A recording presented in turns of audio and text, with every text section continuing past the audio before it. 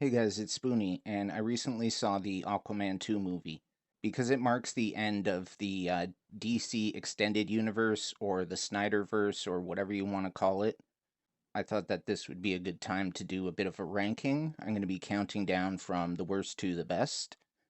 If you disagree with any positions, of course, you're free to use comments. Otherwise, here we go. Number 16, Black Adam. Okay, so I put this movie at the very bottom of the list because it was just such a disappointment. The Rock, who's usually very charismatic and often will carry a lot of movies, he felt flat in this film. The storyline just wasn't interesting, and something that probably the worst thing in the movie for me was the appearance of the JSA, the Justice Society. Now, the JSA is one of my favorite teams, so the reason I don't like that is because this was such a disastrous debut for them. It really would have been better if they had found a way to, if they're going to use them at all, put them into another better film. Number 15, Batman vs. Superman, Dawn of Justice. You're letting him kill Martha! What does that mean? Why did you say that name? Number 14, Aquaman and the Lost Kingdom. This movie felt like a mess, and there were a lot of reasons for that. The whole Amber Heard court trial, the outcome of that, the general public hates Amber Heard now. So they ended up trying to cut around her and change the movie as much as possible to eliminate her character. And there are several scenes in the movie that I did notice where her character's there, but you only just see her from behind, so it's just somebody in a red wig. The other thing I heard is that test screenings went really bad for this film because, like in the comic books, the Black Manta kills Aquaman's son. And I guess that was a little too dark for what they wanted to do with a comic book movie. So they changed it so that Black Manta is just trying to kill Aquaman. Like I said, it was a mess of a movie. It's easily James Wan's worst movie, and I think the only redeeming thing about it was the exploration of the relationship between Aquaman and his brother Orm, who was the Ocean Master in the first film. For the very final film in this run of DC movies, this was a complete disappointment. And I honestly feel they should have swapped the release schedule with the next movie. Number 13, The Flash. Okay, obviously, this was far from a perfect movie. Ezra Miller was problematic during filming, and I think most people will agree that the visual effects weren't the greatest, even though the director says that it was supposed to be intentional. The scenes with Ezra Miller interacting with himself, the sort of current and the past versions of Barry, was actually pretty entertaining. It was almost like seeing the Joss Whedon version of the Justice League Flash interacting with the Zack Snyder cut Justice League Flash. The older one was a lot more mature and kind of more focused on, fixing this thing or solving this issue with his mom. And the past version of Barry was still just very irresponsible. Although you could argue this is because he didn't have to grow up early after the death of his mom. Anyways, with the way this movie played around and introduced the concept of the DC multiverse and everything like that, I felt like this would have been the better movie to sort of close off this chapter of DC movies with. So you essentially would have the Flash going back to change time, messing around with the timeline and the multiverse, and then he comes back and spoilers if you haven't seen the movie, he comes back and it's a different actor playing Batman slash Bruce Wayne. And I think that that could have just been like a great segue into the next kind of generation of DC movies, but what can you do? Number 12, Shazam, Fury of the Gods. Now, this was nowhere near as good as the original Shazam film. It still did capture a lot of the magic with especially the kids and the family, and those were really the highlight parts of the movie. The actual plot, I liked the concept of the villains, these women trying to reclaim the power that belongs to their father that was kind of stolen to empower Shazam. But the characters themselves and their motivations and the performances weren't anything really special. And ultimately, this is just not as good as the original one. Number 11, The Suicide Squad. This is the James Gunn version of the team. I actually thought the movie was quite funny. Um, I really feel like it lived up to its name more than the last one. They introduced a lot of characters who are actually recognizable from the comics and then promptly killed them off. I love the scene where Peacemaker and Bloodshot are having this sort of who can kill the most guys. And then just the wackiness of the third act of them having to stop Starro. This movie was really good. It just didn't have the same kind of impact as the original film. Number 10, Wonder Woman 1984. I know this movie didn't get the best reviews, but I actually enjoyed it quite a bit. I liked seeing the interpretation of Max Lord in there, and honestly, the 80s setting worked for me because I like sort of unconventional period movies. What I mean by that is like a horror movie that's, set in like the 1800s, or Captain America the First Avenger is a great one, where it's set during the 40s and World War II. So even though the 80s weren't as exciting as maybe the First or Second World War, I do like that it's kind of set in the past, and it helps establish the character and shows us sort of how she gets to the place where she is in the present. Number 9, Blue Beetle. I feel like this movie was close to greatness, but ultimately it just failed to achieve. I like the visuals of it. I like the city they created. The outdoor scenes, especially at night, are almost constantly bathed in that neon glow. And the supporting cast is good. I like that his sister is kind of like his sidekick slash foil and his confidant. And George Lopez was really funny as the sort of wacky uncle. The visuals were great. It followed a pretty strong three-act structure. It just didn't quite hit the mark in something standing out and being unique.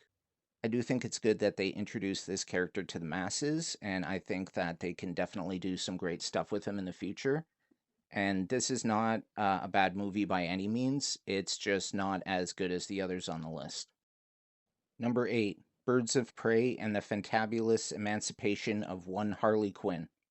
Okay, so despite a dumbass title, the movie I felt was pretty enjoyable. It had action, but it didn't really take itself too seriously. The movie felt like a lot of fun. I like the I like the Birds of Prey comics, and it was cool to see this like group of kick-ass women getting together and finding out that their goals are all kind of aligned and that they have to stop Black Mask. And I like that they introduced Renee Montoya and the Huntress, even though I don't 100% like the character direction they took with Huntress. Like I said, I thought the movie was a lot of fun, and ultimately, and it did a great job of essentially divorcing Harley Quinn from the Joker so that her character is not associated and tied so closely to his anymore, that she's her own woman and her own character. Number 7, Aquaman. Okay, so this was a big movie. It had a lot of big ideas, and James Wan was able to execute them all and pull it off. There's a reason this movie made over $1 billion at the box office.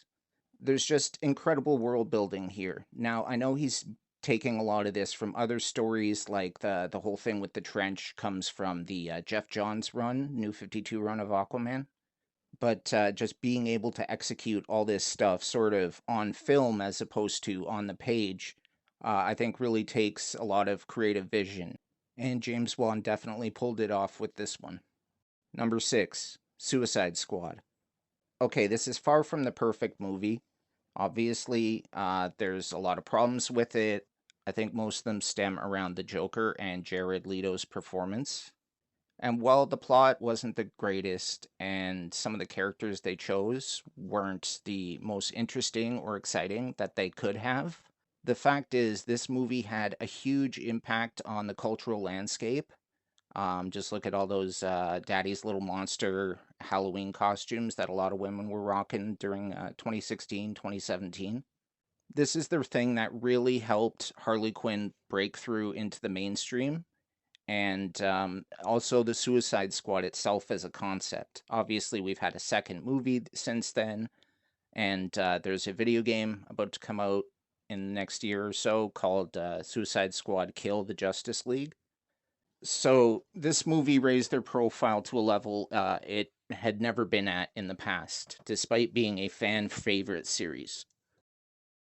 Okay, so instead of a number five, it's a two-way tie for number four, and that is both the Joss Whedon Justice League and the Zack Snyder Justice League. Now, I ranked them the same, so the order can be interchangeable, but I thought both actually did a really good job of what they were trying to do, even though it was very different. While understandably a mess due to the change in directors partway through production, the Joss Whedon version did a good job of kind of lightening up the DC universe. You know, movies like Man of Steel and Batman v Superman, while good, aren't necessarily the most inviting to new audiences. You know, like I don't want to go to the movies and see Batman and Superman acting like assholes to each other. So the Joss Whedon Justice League did a good job of kind of trying to move away from some of that darkness. The relationship between the Flash and Cyborg was really good and really fun to see. And overall, it was a decent, like, popcorn movie. It's not something you're really going to think about after you leave the theater or after you stop watching it, but, you know, it's entertaining enough. Now, the Zack Snyder Justice League, the Snyder Cut, that one is good for completely different reasons. I mean, obviously, the Snyder Cut is the original director's original vision. There are a lot of scenes that are expanded upon, and due to this, the context changes in the film. He also opted to move away from the kind of light-hearted sort of buddy antics of the Flash and Cyborg and focused more on the very real human elements of them. With Flash, Barry Allen, it's, you know, he's agonizing over the unsolved mystery of the death of his mom, and it's why his dad's in prison. And with Cyborg, his dad's experiment basically turned him into a freak, destroyed half his body. He had to be rebuilt using machinery. That would definitely cause some father issues. And then there's the fact that the movie itself just has a more mature tone feeling to it, so the it feels like the stakes are higher. And I also love that scene at the end with Batman and the Joker. Because when I held Harley Quinn and she was bleeding and dying, she begged me with her last breath that when I killed you, and make no mistake, I will fucking kill you. Number three, Wonder Woman. As I mentioned earlier in the list, I like period piece movies, like superhero movies and horror movies. So the fact that this is set around the First World War makes it extra appealing to me. Now, they did a great job of sort of envisioning and bringing Themyscira to life, and seeing her on the island and seeing her interact when she comes to the world of man for the first time. I think Gal Gadot delivered a good performance, and it was cool to finally see kind of like a tough, kick ass version of the character. Number two, Man of Steel. If you followed this channel for a little while, it's not really a big secret that Superman is one of my favorite characters. And I thought this was a great way to sort of reintroduce the character in sort of a modernized way. Unfortunately, the last Superman movie before this to hit theaters was Superman Returns with Brandon Routh, and that was more of a direct continuation from the Christopher Reeve Superman movies. So going into the movie, you kind of had to have this context, this understanding of like the relationship between Clark and Lois from the films, and sort of how they ended up where they are now. Man of Steel did a good job of bringing the character into sort of the modern day. I think that the film, there are a couple things the film got right, namely the importance and the significance of the supporting characters, the other people in Clark's life.